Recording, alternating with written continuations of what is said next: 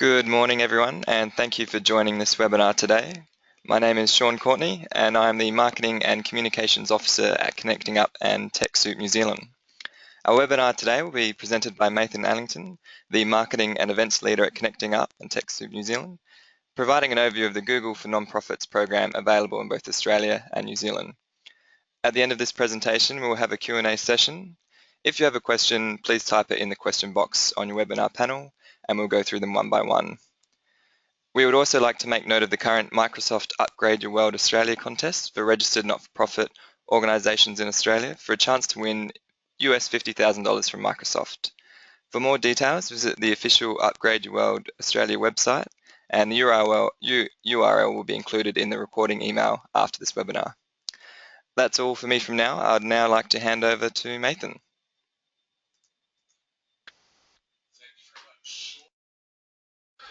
Thank you very much, Sean. Welcome to the Google for Not-for-Profits overview. Sean said my name is Nathan. I'm Marketing Events Team Leader for Connecting Up and TechSoup New Zealand. Kia ora te uma Kazi's in New Zealand, born and bred, so it's nice to have you with us as well. So today I'm going to be taking you through the Google for Not-for-Profits. So Google Apps, Google Ad Grants, YouTube not-for-profit program, touch on Google Earth outreach, and also how to obtain Google for not-for-profits. So there's great service, great product available. So we'll explain the product, and then if you haven't gone through the stages, how you can obtain that for yourself. So we'll talk about what Google Apps, what it does, how it can be used in your not-for-profit, the grants, again $10,000 worth of advertising per month, and in the YouTube not-for-profit program, what's the difference between a normal YouTube account and a not-for-profits account? Cool. So Google Apps for non-profits, and I should say before I go any further, we've had over 200 people register for this webinar, so expecting there might be quite a few questions and potentially the same questions from people. So this won't be a long webinar itself, it might be 30-40 minutes, and then there'll be plenty of time for Q&A. I'll save all the questions till the end because I might answer some of them as we go, but yeah, there should be plenty of time to answer the questions. As far as Google Apps, so the first part of Google for Nonprofits is the Google Apps suite. So what that involves is Gmail, which many of you might have used personally, so you can get a business version of that for your organization. Google Calendar, there's Google Drive, Google Docs, and Google Groups.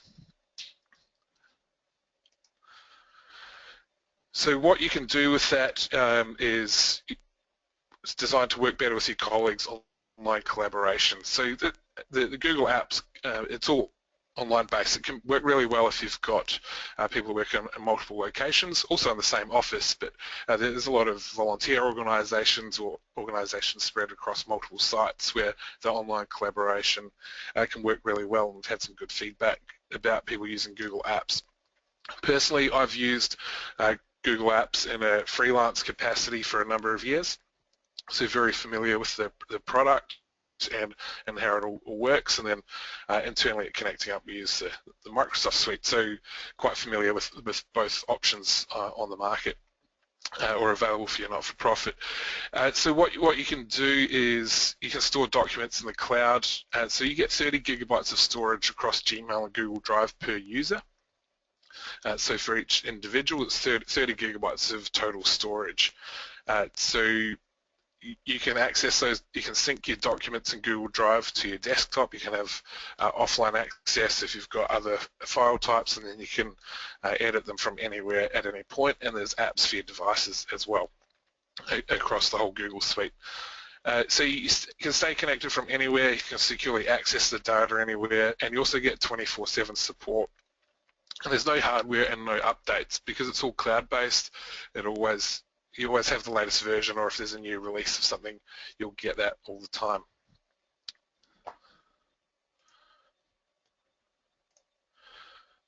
Cool, I think, did I miss the slide? No, we're good.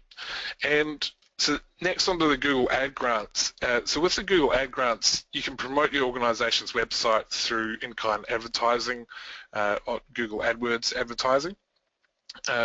And this can work for you to raise awareness by you choose relevant keywords and create unique ads to highlight your work. I've got an example of what that looks like on the next slide.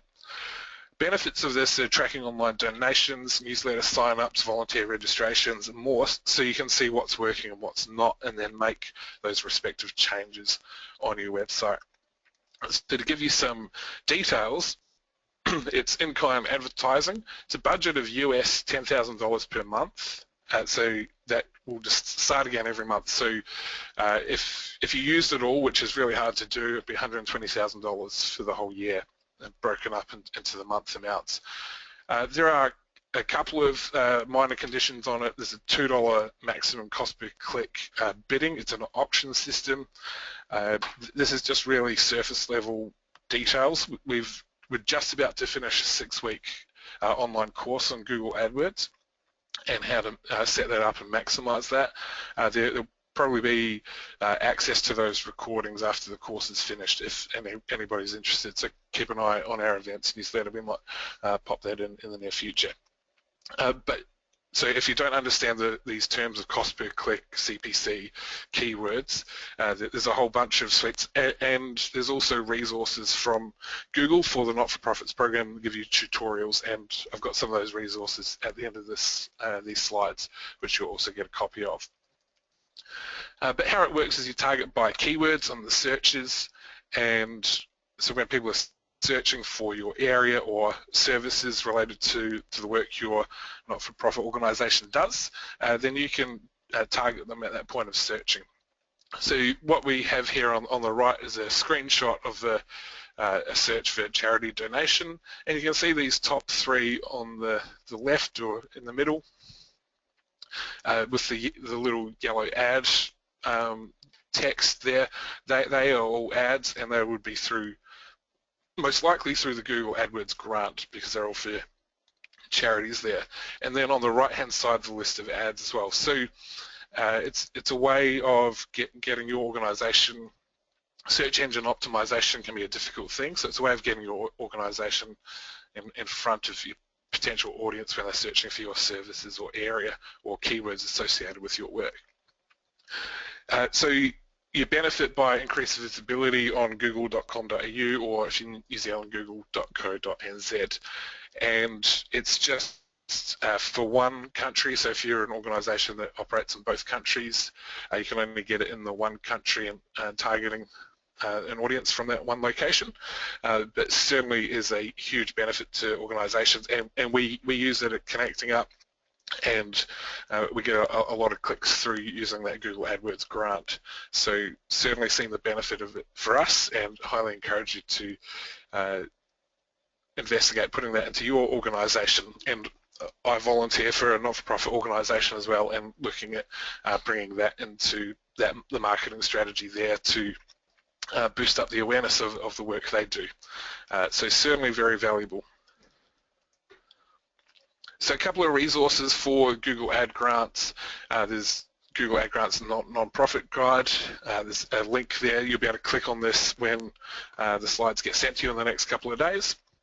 And also, if you really want to maximize the use of the Google AdWords grant, you need Google Analytics set up for maximum benefit, because that's when Google AdWords will generate some traffic to your site, but analytics will show you what that traffic does when it's on your site, so then you can make the respective changes to the AdWords and make it all work and be of most benefit to your organization. So a couple of resources there that might help you maximize the ad grants. Cool, so moving on to the YouTube for nonprofits. So what you get is a free enriched version of YouTube just for nonprofits. And this enables you to drive viewers to action. You can place a call to action overlay directly on your videos. So you get access to features that are available for premium YouTube users, and for no fee, you get earlier access. Sometimes the YouTube users might have to wait a certain amount of time or a certain amount of views to get some of the premium services, or even pay. With the nonprofit one, you get the full suite straight away. And so through that you can also customize the look and feel of your channel with organization's logo and branding. So here's an example. This is if you go to the Google Nonprofits website, this is the case study example they have listed under the YouTube section. So Anaheim Ballet in the US, and that's just an example of their channel. So you can see the design across the top. On the right hand side, I think the mouse showing, you can put links to the website, to Google Plus areas, and featured videos and other playlists. This is just the top part of the section. Over the video we've got here, there's a little overlay that would link to the website. You can also place a call to action over a corner of the video, which I'll show you from the Connecting Up channel on the next slide. And this is what we mean by a video, an overlay call to action, the one that's got the red circle around it. So on some of our videos, we have a register with us and a link to our website. So YouTube being the second biggest search engine in the world, and a website where people spend a huge amount of time looking for video content, entertainment, resources, you come across your video, then you can link directly to your website without them even having to land on your channel. They can just find your video amongst others. So yeah, just all part of your marketing strategy to drive further traffic to your website and awareness of what you're doing.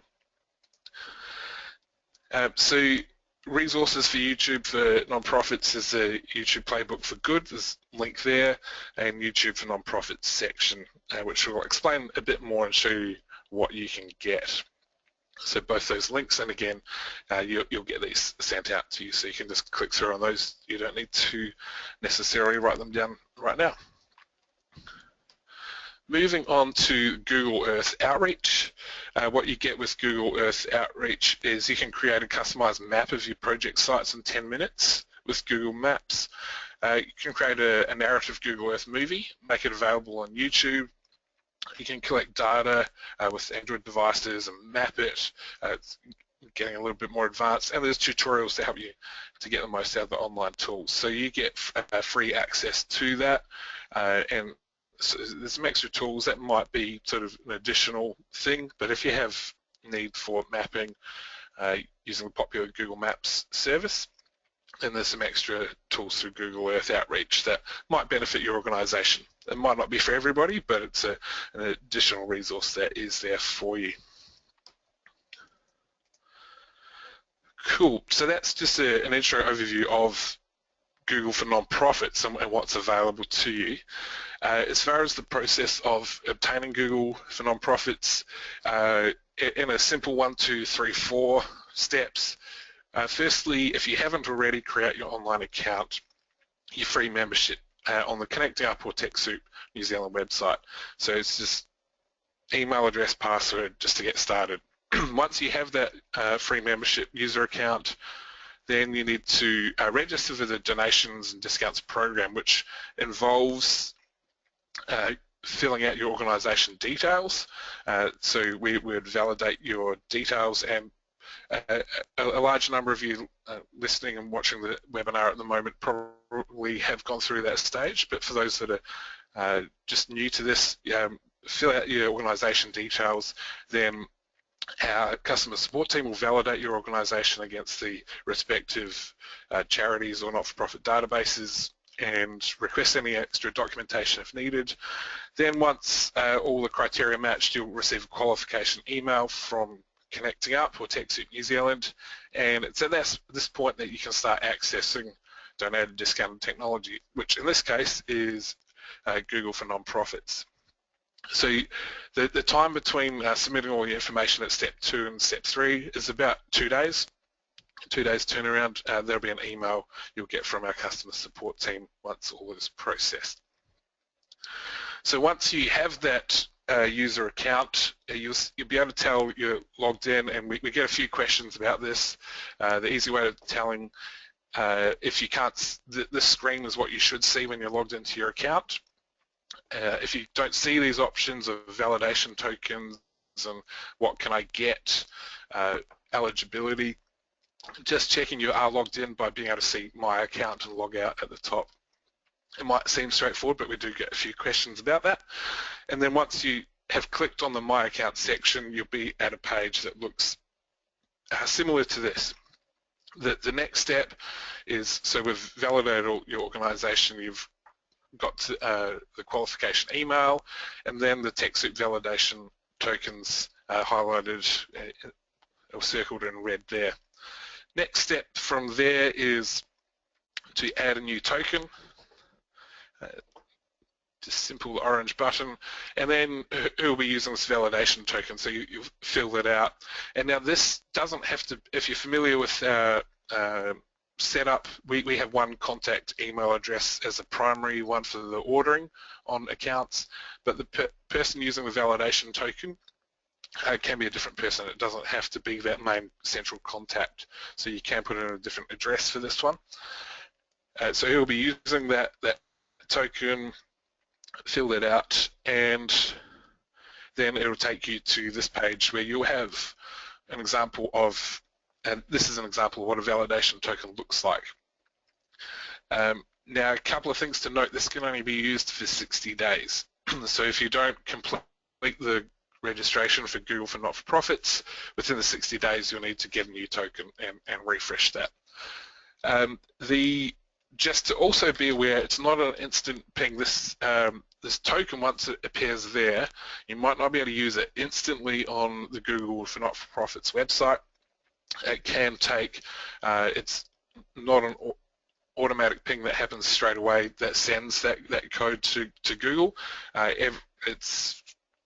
It happens several times a day. The system updates across, so sometimes it could be up to half a day. You might need to wait before you can complete the registration on the Google end. But be rest assured, it's all happening in there. My customer support team also just wanted to point out, if your validation token looks considerably shorter than the one we've got circled here, so it might not have the @ symbol, or it might be half the length, only a few characters. Occasionally that has happened. Just call up our customer support and they'll get that corrected for you. But in the most cases, you'll get a validation token, something like that, and then within usually an hour or two, you should be able to go to the Google for Not-for-Profits site. So from here, you would create a Google account or log into one that you already have, google.com.au.co.nz, and then go to the Google for Non-Profits site, which I've got the link there for the Australian one. I think it's not specific to Australia. That link actually might work for New Zealand as well, but just change the .com.au to .co.nz, and the page address other than that is exactly the same. So that link will work for you. At that stage, then you enter your validation token from the previous page, from the previous step, and then I've got highlighted the next steps. I'm just going to click on this page just as a resource, bring up my browser. Shit, we've got that there, cool. So this is just the Google for Not-for-Profits Help and Support section on the Connecting Up site, also on the TechSoup New Zealand one. So it'll just take you through the steps. So firstly, you need to be a member of Connecting Up or TechSoup New Zealand, logging into Google, questions about the validation token, and screenshots taking you through registering for Google for Not-for-Profits. So that link, again, is in your slides. So you will have all the links and resources that you need if you haven't registered to this point to take your application further. Cool, so resources for you, we're flying through this so far, so there'll be plenty of time for questions, is google.com.au or .co.nz/nonprofits. That's a starting point to get a further overview of Google for Not-for-Profits for your respective country. And then the frequently asked questions that I just introduced you to on the previous page, they are found in the links for the respective countries there. Now there's also a series of video tutorials from Google they don't just give you Google Apps and AdWords grants without any resources. So there's videos there that will step you through how to get set up and make the most of it in the first instance. And we also run additional training So we've got upcoming webinars talking more through an intro to YouTube and Google Apps coming up in the near future as well. So there are other resources there for you. Cool, so we've kind of done the overview. I'm sure there'll be a few questions. If you have kind of gone through part of this process with Google, there are some support options for you. You can click on that Google support link that will take you to a web page. I might as well do that, we've got plenty of time, where it will take you through by the category, the product or service available for you. So you can search through, and there's YouTube, Google Apps for nonprofits, different areas and explanations, and how to get help and assistance those areas. Now in Australia, we actually have a direct number for Google support in Australia.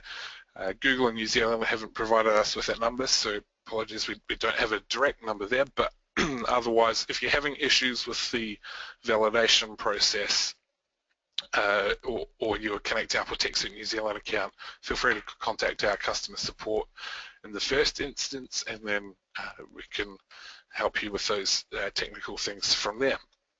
But for now, I'll throw to Sean for a few questions, and we'll see if we can help answer you and get you set up with Google for Nonprofits. Thanks, Nathan. We do have a few questions. We've got one from Jarell, quite a specific one around Google Ad Grants. And she asked, what happens when the US $10,000 budget is used up? Will the organization be billed for this?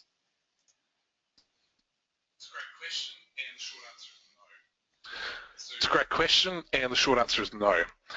So the ad grants will just stop, give or take 10,000. If it goes over, you don't get invoiced for it. So it might stop at 9,999 because of that's sort of where the billing stopped. But yeah, no, you don't get billed if you go over. Thanks, Nathan. We've got another question from Mike, and he says, we would like members of our team to be able to view these videos. Oh, apologies. No. Sorry, question from Miranda instead. Can you sign up for Google Nonprofits without going through the Connecting Up program?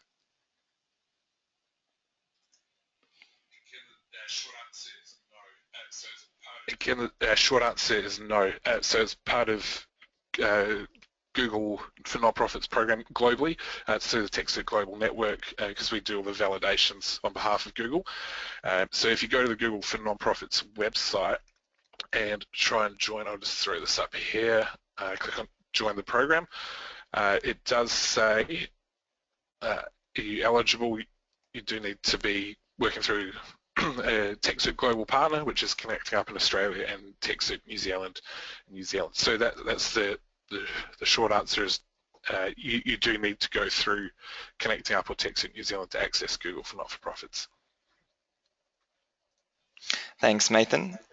We've got a question from Beth, and Beth asked, can the Google account be a personal account, or does it have to be an organization one?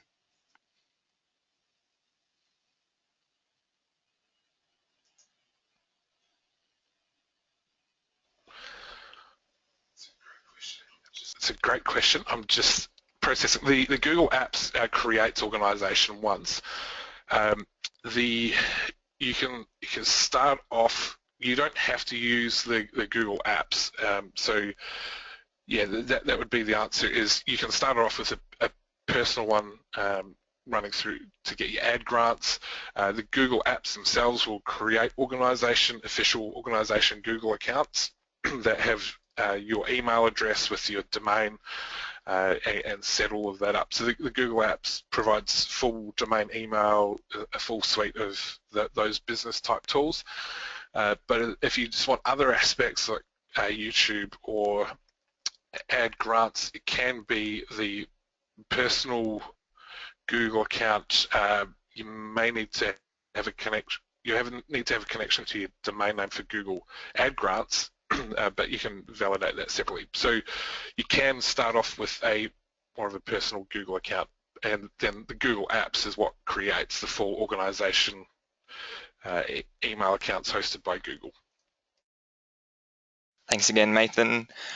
Got a question from Corey, and Corey asks, we're currently paying for Google Apps. Is it possible to transfer to Google for nonprofits? How would I go about that?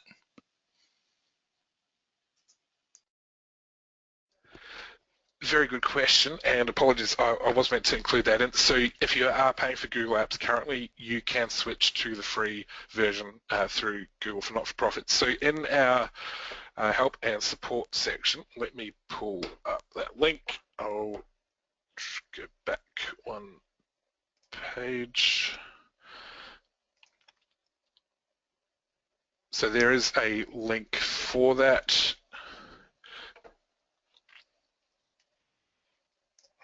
Cool. So this is the help and support section. My organisation is currently paying for Google Apps for Business. Can you switch? Yes. And within that help article is the link on how to switch to Google Apps for nonprofits. And so there's the step-by-step. So we'll make sure that link is with the slides that get sent out to you. So short answer, yes, if you're paying for it currently, you can switch to the free version, and there's full instructions on how you can do that. Thank you, Nathan. We have a question from Terry. Terry asks, what are the criteria for AdWords besides being a registered nonprofit?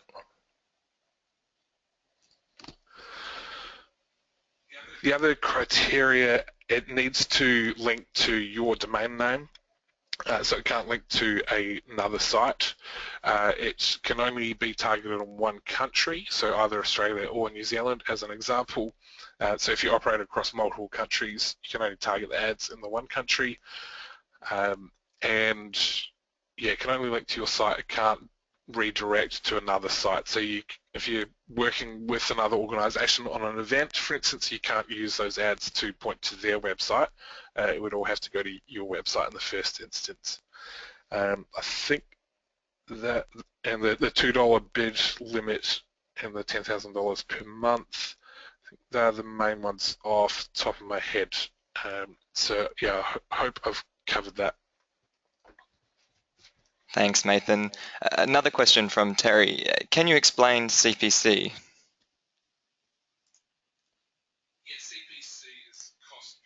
Yeah, CPC is cost per click. So what you pay for essentially is you don't pay every time the ad appears on a Google search. It's only when somebody actually clicks on the ad. So the first version is cost per impressions. Sometimes you'll see the abbreviation CPM, so it's cost per 1,000 impressions usually. So that's more a brand awareness thing. Cost per click is getting measurable returns, so you pay for every single click to the website. So theoretically, if you're paying the maximum of $2 per click, CPC, $10,000 a month, that's 5,000 extra clicks to your website. But it's an auction system. You don't always pay $2. That's just the maximum. Sometimes you might pay 50 cents or $1 or $1.50 for an ad for a click through. So if you get them at $1 each, then that could be 10,000 hits, assuming there's enough people searching for your type of organisation. Thanks, Nathan. We have a question from Saravana. I apologise if I've mispronounced that. I hope I did my best there. Can we just use AdWords Grant and no other Google apps? Yes, you certainly can. There are a number of organisations that do that. As an example, there's an organisation I'm very familiar with that uses a different suite of products for their email, but use Google AdWords. So yes, if you just want the AdWords grant, there's a number of organisations that do that, so it's not a problem at all. Thanks again, Nathan. Zoe asks, can the domain Gmail be funneled through a local host like Outlook?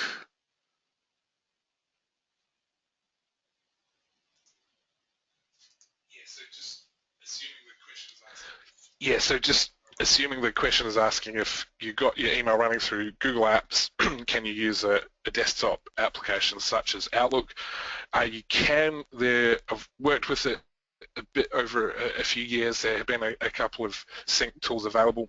But yes, you can get it working with that, or if you're using other apps like I think it's Thunderbird, or on Apple with the Mail app there, you can get Google Apps Mail operating through your desktop client or app. So it can be more familiar in that way for a number of people, because often the hesitancy is moving to an unfamiliar interface. So you can, there are ways of setting that up to work with Outlook or Apple Mail or Thunderbird or other mail apps. Thanks, Nathan. We have a question from Liddy, and Liddy asks, I've signed up for Google Analytics. Does this mess with the analytics that was installed on our organization's website previously?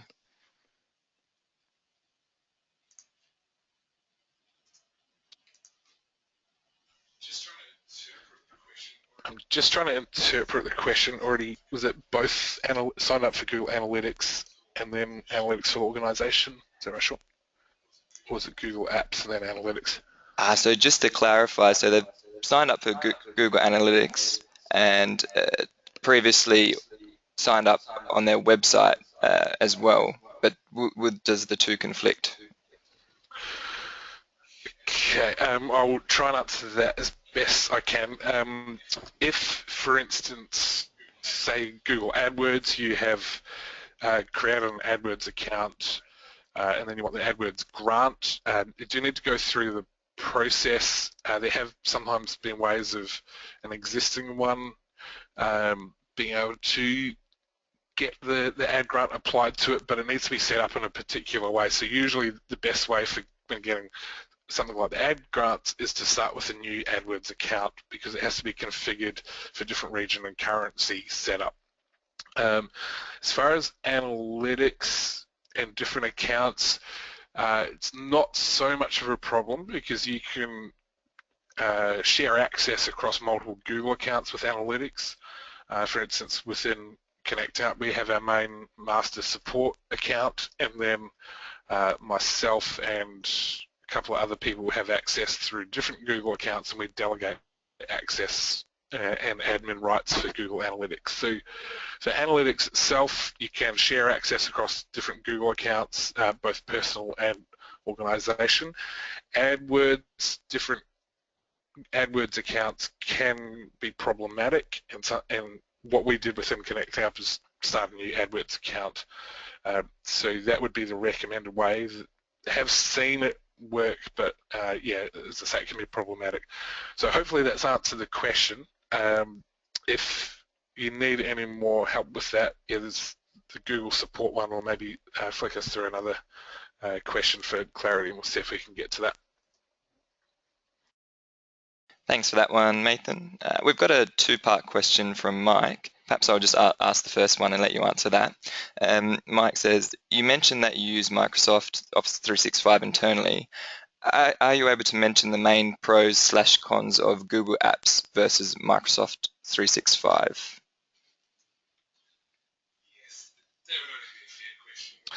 Yes, that would only be a fair question, wouldn't it? So, yeah, with trying to keep it as neutral as possible. So what you get with Google Apps is, and the reason I'm trying to keep it neutral as possible, depending on your organization and what your people use and are familiar with, and one might be better suited than the other. But Google Apps, so if you've got a lot of people using Gmail, that might be a familiar interface. If Office 365, if you've got people familiar with Outlook and all of the Word things, then I guess the advantage of the Office 365 is it might be more familiar for people using the Office suite, such as Word, Excel, PowerPoint, and those tools. So there might be less of training needed in that respect. Google Apps is very good at the it's built around the web browser thing. That's how it's been the whole time. You can still edit Word and Excel documents and all of that. Collaborate in both systems. You can have online documents and collaborate and edit live together. I think one of the key things on Google Apps side, you get the 30 gigabytes per user. On Office 365 for organizations, you get larger. I think it's 50 gigabytes email, just off the top of my head. The OneDrive individual accounts have theoretically unlimited storage, and then there's SharePoint for collaboration across the organization as sort of an intranet type system. So there are some nuances in how OneDrive and SharePoint might work compared to Google Drive. So yeah, it's not a thing I can say is going to suit better for one organization or another, but I think that the storage is one thing that is pointed out as a difference. The familiarity, people might be familiar with the Google system, or they might be more familiar with the Microsoft platforms and programs.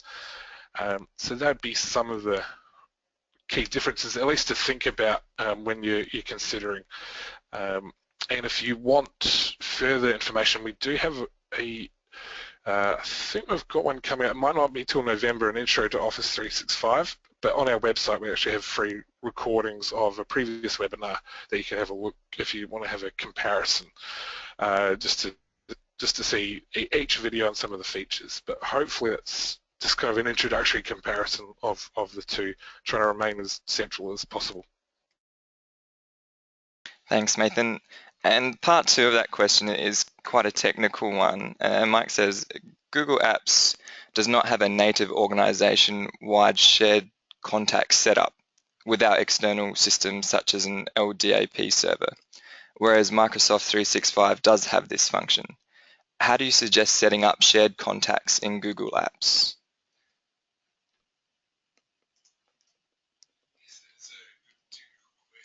Yes, it's a good technical question.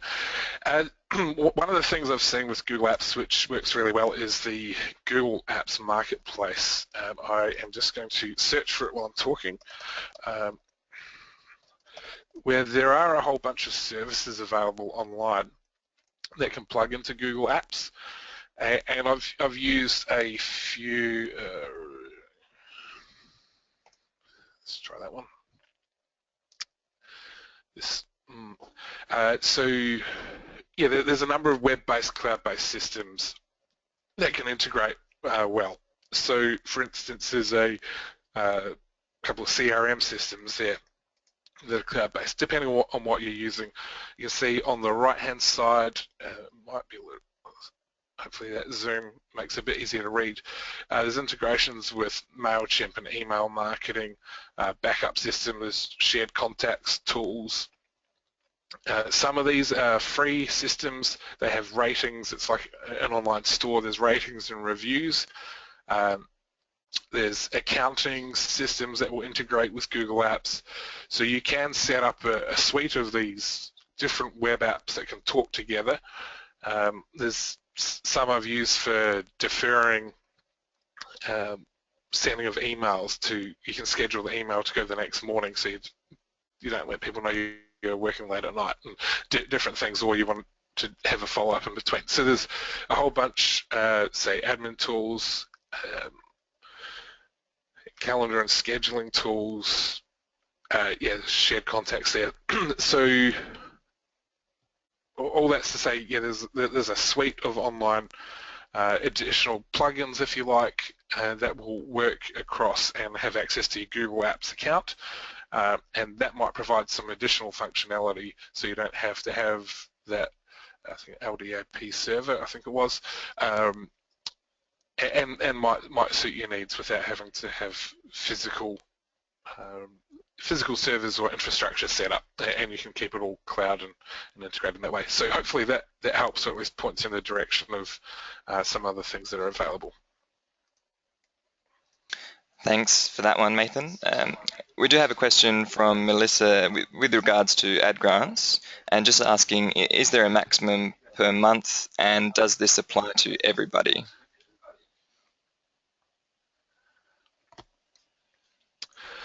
The maximum per month is the $10,000, and that's US as well. So you'd find it very hard. Most organisations would find that very hard to spend unless you're getting hundreds of thousands of hits or people searching for your keywords all the time. So 10,000 US per month is the maximum. You could spend more on a different campaign if you wanted to. You can spend outside of that and set up different billing. But yeah, 10,000 US per month, which equates to, I think it's $320 per day, depending on if there's 30 or 31 days in the month. Thank you, Nathan. And just another follow-up question from Melissa. Can you do ad grants more than once?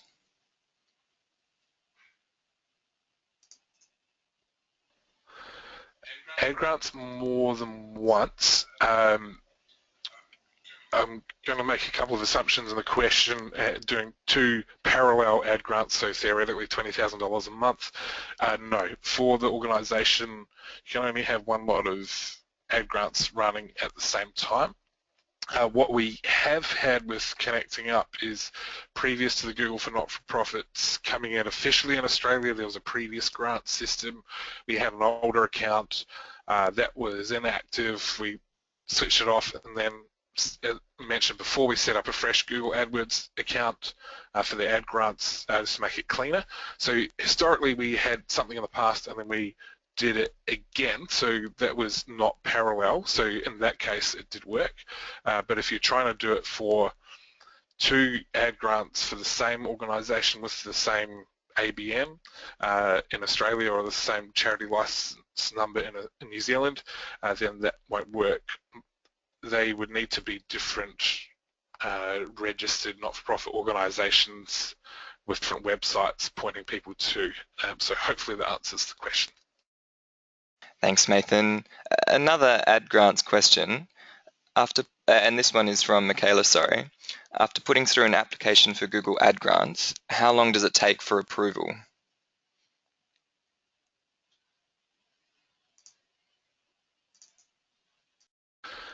After the application for ad grants, I think it's fairly quick. It might be a day or 2, because most of the work is done prior to getting that the key, and so if you've got that key already, it should, I think it's quicker than a day or 2 actually. I think it might be, I didn't set up our one ourselves, but I think it's within an hour or 2. The longer part of the time is between first registering your organisation with Connecting Up or TechSoup New Zealand, getting validated. If there's additional documentation needed to qualify or verify the not-for-profit status, then that could extend it out another day or 2. So that's the longer part of the process, depending on how many applications have come through, but usually that's a couple of days. Then once you get your validation email, you can apply for the key, and that's half a day at most before that will work on the Google website, and then you should be ready to go from there. So first step might be a couple of days, and then up to half a day once you get the key, and then you should be ready to go as soon as you get that TechSoup key. Thank you, Nathan. We have a more Office 365 related question from Edwin, and Edwin asks, in your opinion, what is the best way to use Office 365 features, for example, email, SharePoint, OneDrive, with Google non-for-profits?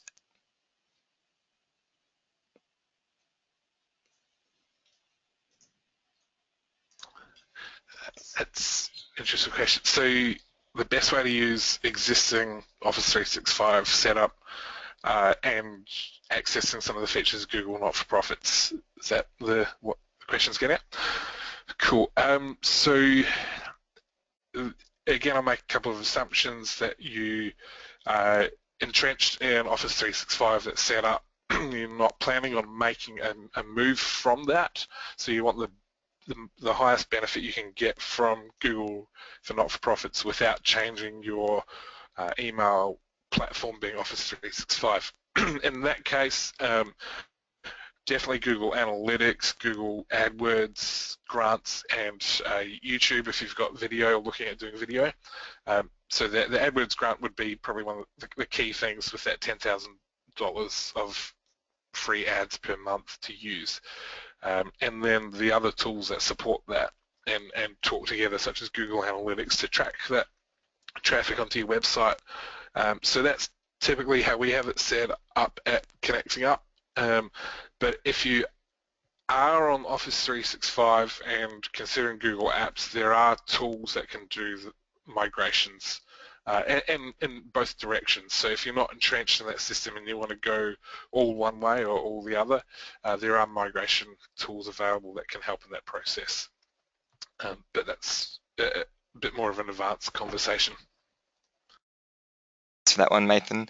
We've got a question from Nathan further to the AdWords linking to your domain name. What about if you have multiple domain names? Can you direct ads to all of your different domain names?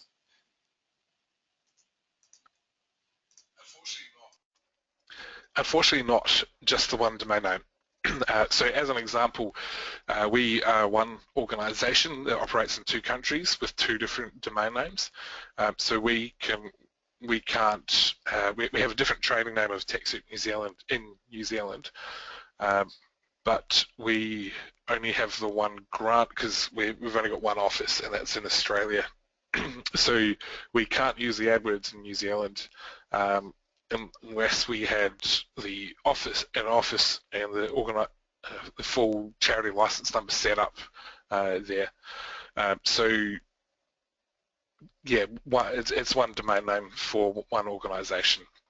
What you can't automatically direct traffic in that case, so you'll get penalised by Google if you set up an automatic redirect to those other websites.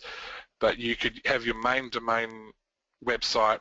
You could set up a landing page that can then click through manually. A user could click through to the following another page. So you might lose a little bit of traffic potentially because every extra click you put in, you might lose a percentage of viewers. But that could be one way of managing it, is have your main website set up a custom landing page for the ad campaign with branding or references to what's about to happen and a call to action to then drive the traffic onto the subsequent page or site that you want them to action on. So hopefully that might help with a creative idea. Thanks, Nathan. We have another question from Michaela with regards to AdWords, and this is regarding the placement of your ad. And do you have a choice, be it above, below, or to the right-hand side of the search results, or do Google decide that placement and the priority giving priority to paid ads? Yeah, it's a good question. You can select to a point, but it's generally driven by an auction system. So it's not so much about free versus paid, but if you are competing on keywords that are very expensive, such as the names of cities or a key area. So if you're doing something like web design, as an example, because there's a lot of competition, all the web designers know, well, most of them know how to use AdWords and online marketing. So there's huge competition for those words. That might be $10, $15 per click, some of those ads you see around the place. So if you're competing on those broad keywords, they might be expensive and you might not show on the first page of Google. When you set up the ad in the design, it will show you what it would look like if it appears at the top or on the side. And then, yeah, it comes down to that auction system. So the bidding, the maximum $2. If there's not much competition, you could appear at that top. But when you create the ad, you're shown what it appears in both formats. So it's driven primarily by the auction system. I'm just trying to recall off the top of my head if you can exclude sidebar. I think there may be that option. I don't manage our AdWords internally. Ryan, our colleague, does that. So we might note that question and just get an exact answer for you. But as an overall thing, top to bottom, it's dictated by that auction system. Highest bidder tends to go to the top. Also, other factors to do with that are quality score. So there's the keywords you use in your ad compared to the keywords of a landing page. The higher the quality score you have, that's another factor that can push it to the top. If you're competing against people that are just throwing in every single keyword into their campaign that doesn't match their website, then you can bump above that if you're being smart. And so that online course we had, which was over 6 weeks, that talks through that in more detail. So if you wanting some extra support and resources around that, we'll make a note of trying to get that sent out when that recording is available for all 6 weeks. Thanks, Nathan. Just in follow-up to that, with regards to cost per click, and this is from Christine, words like donate, charity, etc., are they going to be more than $2 per click?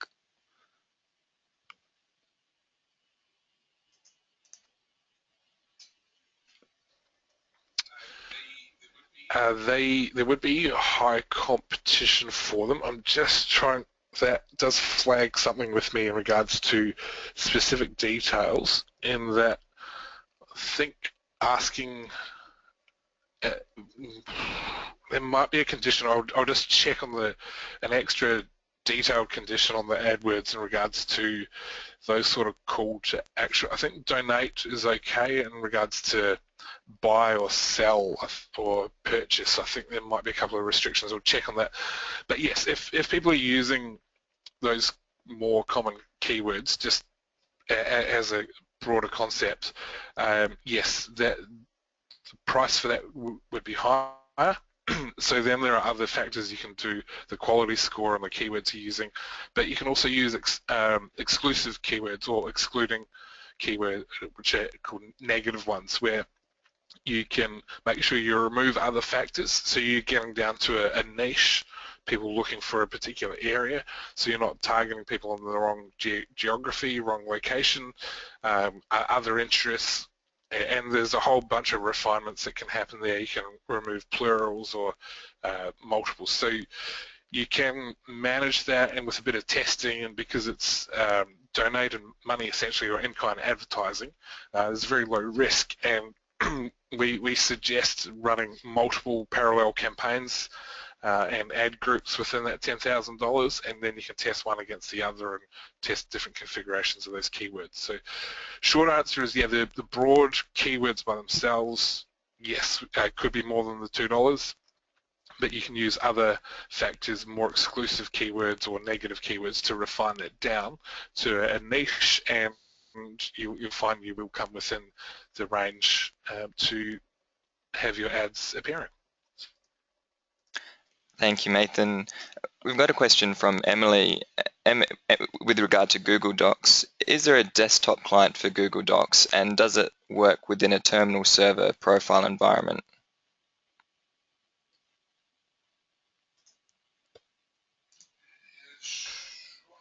The short answer is no. So Google Apps is a primarily web-based system. Using Google Chrome, there are some offline features using Google Chrome browser. So you can get Gmail offline. So if you're traveling, or if you're using a desktop app such as Outlook or Apple Mail, then obviously you've got your email offline. But if you're using Chrome as your browser, you can get the offline Gmail app within the browser. So that can give you some offline management, maybe a couple of offline document tools, but primarily it's a web-based platform. So I haven't come across anything using the documents on a server, and that would be a bit beyond my knowledge. So we'll see if we can find anything, but I don't believe it would work with a server in that respect. Maybe there's additional plugins from the marketplace that might have capabilities of doing other data on your server, but as far as the documents and everything, it's yeah, primarily through web-based access. Thanks, Nathan. I've got a question from Nikki with regard to ad grants. For ad grants, does this include podcasts also? Do hits include podcasts?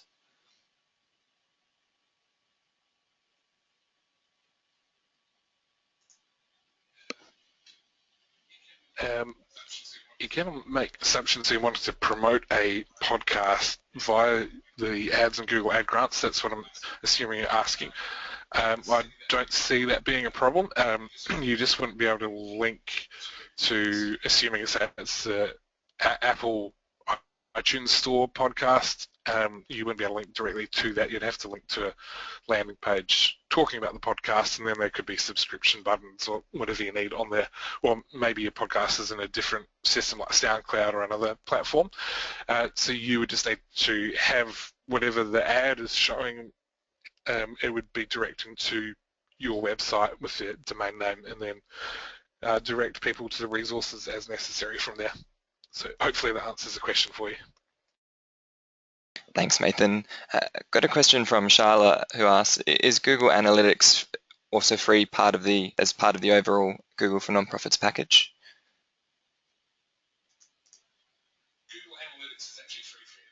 Google Analytics is actually free for everybody, so it's not whether you're in the nonprofits package or not. You can have it on a personal Google account, you can have it on an organization one. It's just an additional tool that works really well with the Google Ad Grants, because one generates the traffic, the other analyzes the traffic. And being part of all the same company, same suite, yeah, you can set up tracking that works really well. So it just synchronizes, and it's just an additional beneficial tool that if you are using AdWords ad grants, then we highly suggest that you have the analytics set up. But 100%, if you don't do any of the Google for Nonprofits, you can go out, if you haven't already, set up a Google Analytics account and start tracking traffic on your website on whatever platform it is.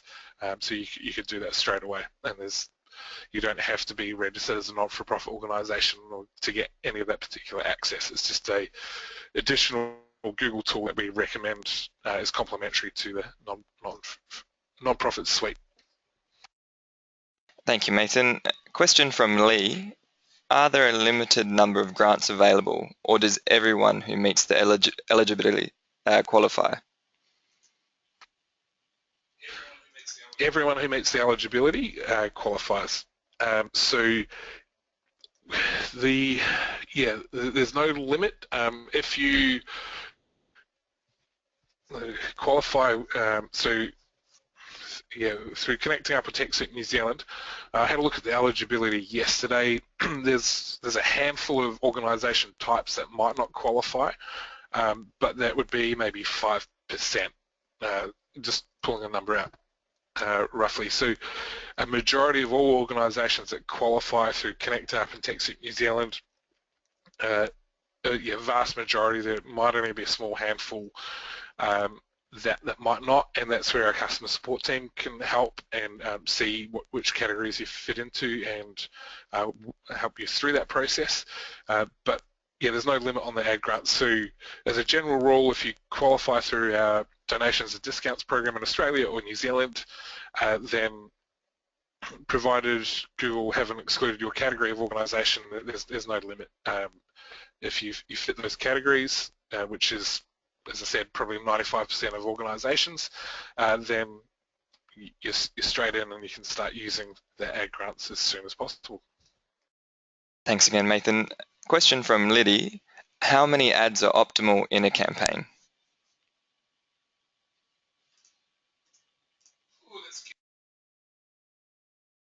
That's getting to more of the specifics. You can have, what we'd recommend is at least 2.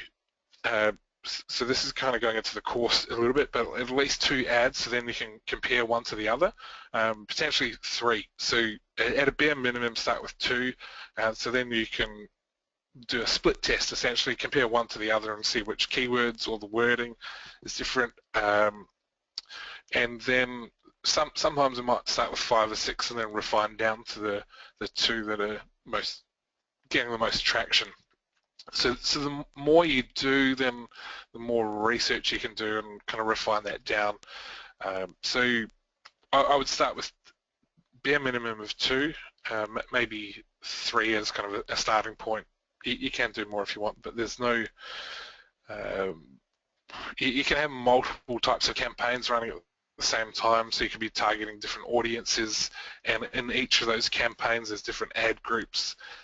And then within each of those ad groups, multiple ads. So it's kind of like an organizational chart. The further you go down, the more variations you can have, which ultimately leads to ads. And for those that haven't used any of the AdWords ad grants, what I'm saying right now is probably a bunch of gibberish.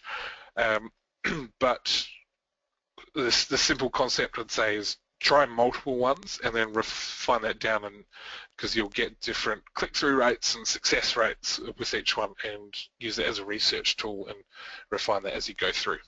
So hopefully that helps in some way. Thanks again, Nathan. A question from Beth. Beth says, I noticed that when I enter our organization into a Google search, an information panel comes up on the right-hand side. Where does Google get that information from? And can you modify the content in this box? Yeah, that's a great question. And that, assuming it's what I've seen on Google, it might be potentially a photo or a snippet of Google Maps, potentially some contact details or a review. You can control that to a point, and it comes from your Google for Business listing. So using your Google account, what you can do is, Google for Business, change the name on it. I think that's the current name. So if you just search Google for Business, you can register your organization, validate it, and I highly recommend to do that, because then you can, essentially what it does, it sets up a Google Plus page. Whether or not you use Google Plus, that's where the listing for your organization can be. Then they'll send you a postcard to validate your address. That can take a week or two. Make sure you tell the person that checks your mail, because they might not know what this postcard that comes from Google is and think it's a bit of junk or advertising and throw it out. That has happened before. So you can once you validate your address, they send it through the post. A couple of weeks, it's got a PIN code, you log in, validate it, then from there your updated address and phone number can go live. And through the Google Plus page and the Google for Business listing, you can adjust some of the photos that might be there, or make sure the map is up to date. So yes, you can have some controls, and highly recommend that as part of your web presence and working with Google Analytics and AdWords, just to kind of round that off. And particularly if you're going down the YouTube path as well, the Google Plus page is connected to your YouTube account, YouTube channel. So some of all those Google products will be talking to each other, and that can be a presence you can control. Since Google is the #1 search engine in the world, it's a very important and recommended thing to do. So it's Google, let me just see if I can find that while the next question comes up, Google for Business.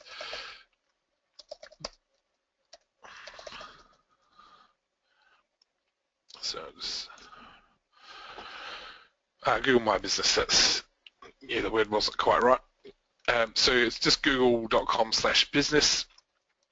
There's the example. So you click on get on Google, sign into your Google account, and hopefully I think this will answer the exact question. You can see the sort of magnifying glass snippet there. You can change the address, the phone number, the hours, links to official website, and photos and things there. So particularly if you've got a physical address, such as an office, or you have customers or clients that come to you, having that address there can be quite important. Or you can even, if you don't have a address you want people to come to, you can set up that you're just based in the city, but you don't want a specific address visible. So you can just show your server region. So google.com/business, and do it all through the same Google account that you do for all the other organization things. Thanks, Nathan. I'm glad you mentioned an address there, because our next question from Mike is, how do you deal with having a PO box, which Google doesn't allow for verifying addresses?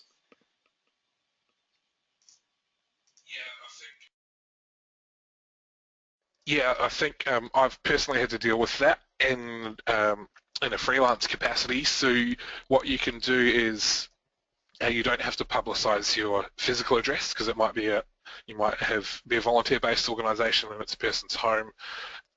So you can, or you don't want public coming to the office because you don't have the capacity to handle visitors in that respect. So you can't send it to a PO box. You can send it to a physical address, but you don't have to have the physical address visible, you can just say you serve a region and then it'll show up in a circle. I'll see if I can find one more. We have a question as an example, but yeah, that's a workaround of the PO box issue and not having your full address shown. Thanks for that, Nathan. And we can take another question there as well. Yeah, actually, I've just got the answer to the previous one. So I'll just try and not show it. Just going to try and show an example,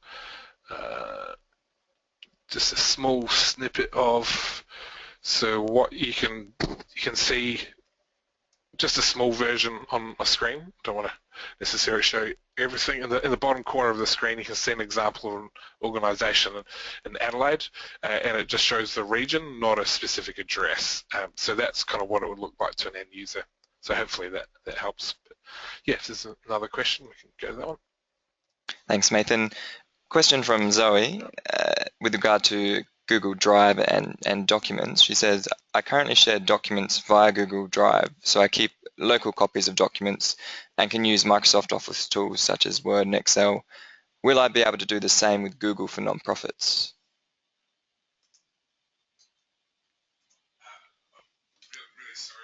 I'm really sorry. I was half on the previous slide. Can you repeat the first part of that question? No, not a problem. Not a problem, Nathan. Again, from Zoe, I currently share documents via Google Drive, so I keep local copies of documents and can use Microsoft Office tools such as Word and Excel. Will I be able to do the same with Google for nonprofits? Absolutely. Yeah, so everything you do in a personal Google account, in that respect, you can get Google Drive for syncing offline documents. So you can still use Google Drive, and then you might have your Word and PowerPoint, Excel. Google Drive can sync all formats of document. I've previously put pictures and videos through Google Drive, and that syncs across all the devices. So everything you do on a personal Google or Gmail account with Google Drive, you can certainly do on the organization.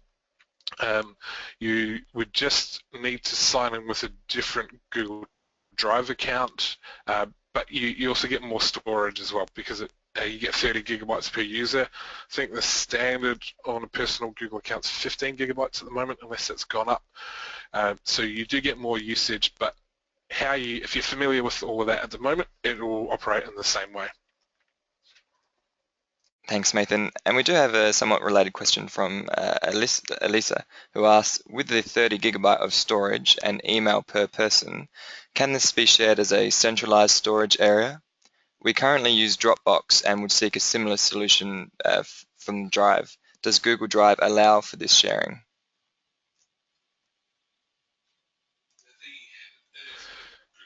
It's a good question, and the data is per person. You can get additional data, pretty inexpensive, for about $2 a month. I think you can go up to 200 gigabytes, if I recall correctly. So you can pay to bump it up, but that might be potentially one of a limitation, I guess you could say, is it's per user, it's not a combined allowance. So if you've got 10 people in the organization, you don't get 300 gigabytes to share across everybody. It's 30 gigabytes per person. So if you have somebody that does a huge amount of media work, lots of big files, video, graphics, they might need some extra storage usage.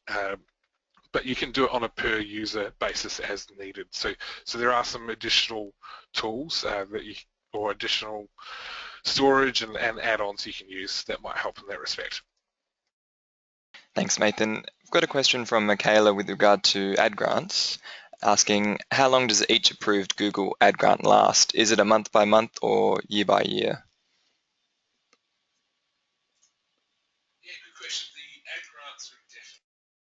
Yeah, good question. The ad grants are indefinite, so there's been, as far as we know, it's just until Google says otherwise.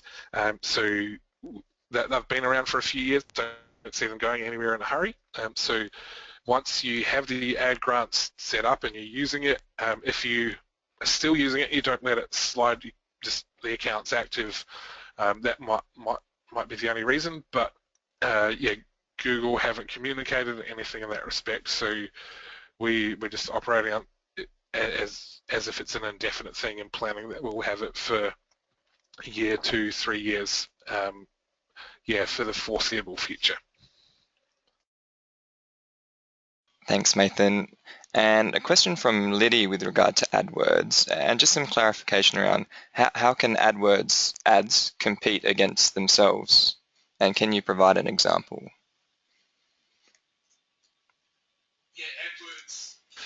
Yeah, AdWords can compete against themselves, so that might be interesting to try and explain. I'll just go to a really simple concept. Let's say we talk about fashion. So I'm a fashion retailer, maybe a footwear place.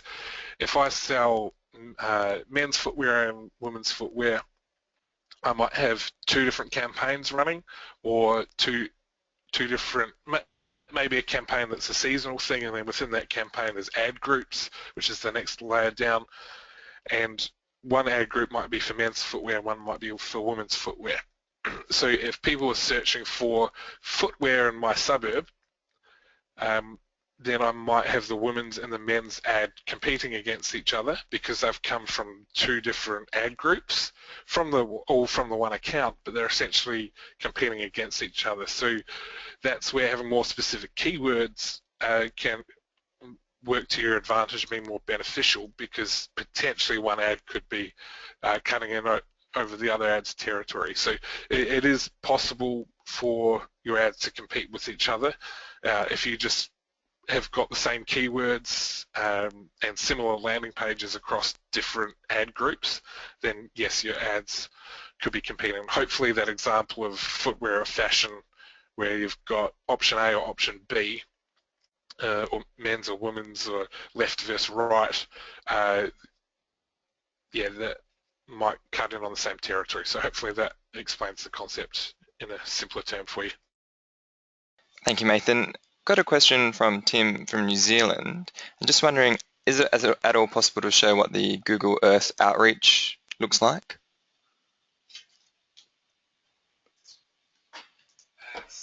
Something I personally haven't used, so I'll see if I can, I'll just step you through. What I would be showing you is what you could have a look.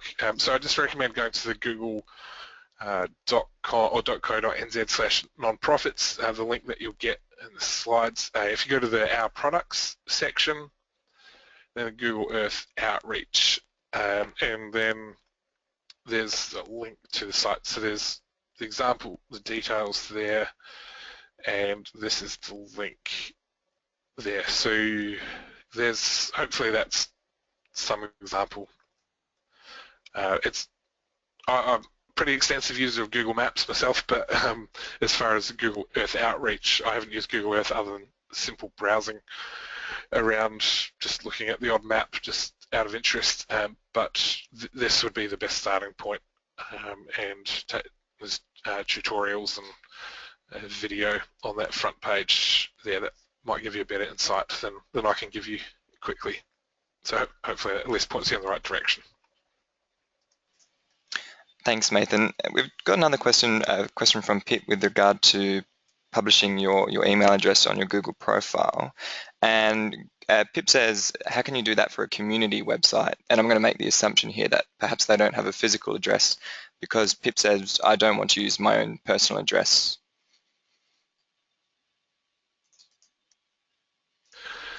Yeah, so what you would need to use an address that you can receive mail at that's not a PO box. But then what you can do is, once you've validated that, you can check and show, so it won't show a specific address. It'll just show a pinpoint on the suburb or the city, and then a circle around showing the region. So that's the closest thing you could do. so you can check or uncheck whether your specific address is shown or just a region. So that is the most control you'll be able to have over that, and yeah, hopefully that helps, gives some clarity.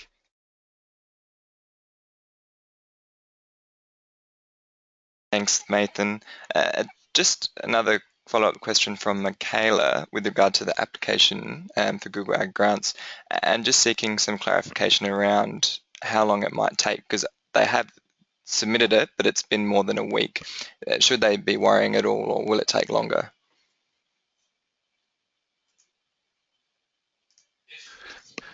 If it's been more than a week, it might be worth depending on which step of the process it is. If you've been just registering your organisation for donations and discounts through Connecting Up with TechSoup New Zealand, if you're at that stage and it's been more than a week, might be worth doing two things: checking your junk mail in case there has been an email follow-up, or otherwise just call our customer support would be the next step. If you've gone as far as getting the validation key and then gone to the Google nonprofit site and hasn't gone any further, then the Google support number, which we'll put on the slides, that would probably be the best bet. But if in doubt, start off by contacting our customer support, and they'll be able to check at least everything's right at our end, and then if it turns out to be Google, then you can contact Google from there. But yeah, contact our customer support in the first instance. That, Nathan. Question from Mike, just with regard to verifying your location on Google, and this is quite a specific example. Mike says, we have a series of athletics tracks which do not receive mail, so we can't receive the verification card there. What do we do in that case?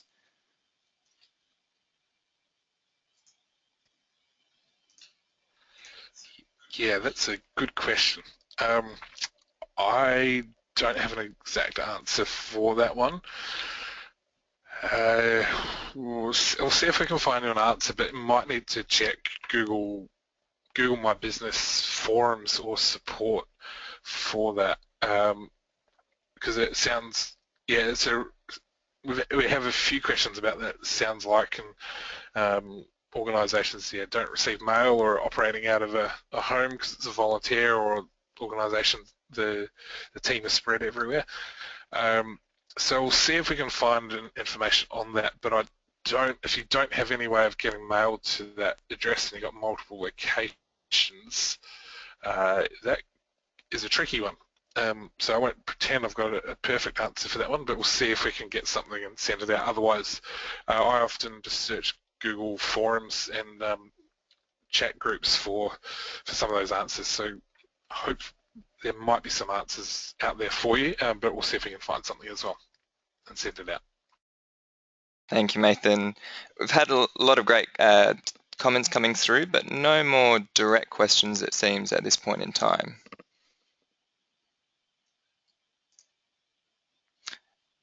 So I think on that note, we'll perhaps wrap it up for this evening. So thank you, Nathan, and thank you, everyone. Oh, sorry, no, it is still this morning, I believe. This evening? Oh, sorry. Just being cheeky. It's all good. It's been a lot of questions. That's all right. No, you're right. It has been a very good session today. And so thanks again, everyone, for participating. We will be sending an email to you with a link to the video of this presentation. So please keep a lookout in your inbox. And for any questions you might have had on this webinar, feel free to send them through to events@connectingup.org. As always, don't forget to check our website, newsletters, Facebook, and Twitter for information on our upcoming events. Thank you and enjoy the rest of your day.